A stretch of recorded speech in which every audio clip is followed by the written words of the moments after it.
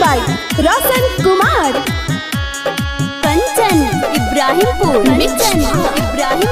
Recording studio Mathiya मोड़। चुप चोरी साथी दोसारा से कर तारू वदा कह के तू काहे मुकर तारू। चुप चोरी साथी दोसारा से कर तारू वदा कह के तू काहे मुकर तारू। हम घरे आइब तोहरा सगाई में जान देती हो जोहर मिठाई में वो हम मिले आइब तोहरा सगाई में जान देती हो जोहर मिठाई में। Music by Roshan Kumar.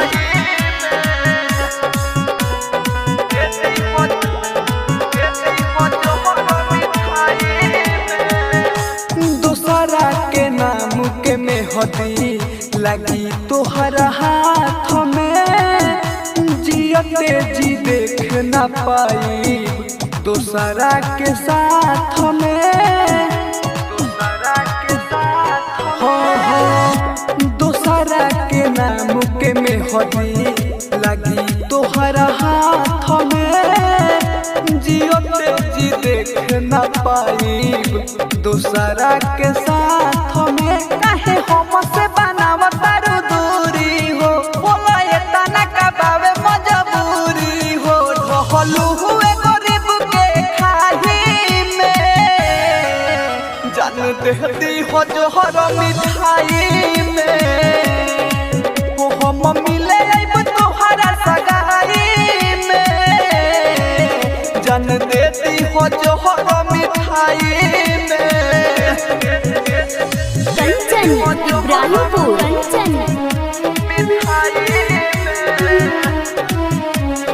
Music by Roshan Kumar. Mix Pallavi recording studio Mathiya मोड़।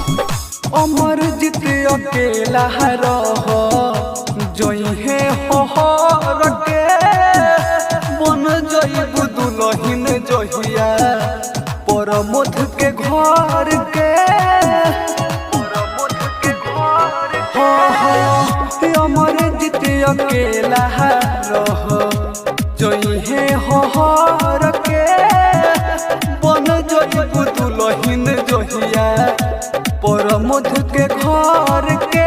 उड़े गोहिल बाटे अखिया से निंदिया हो जब खबर सुनवली तोहर दीदिया हो।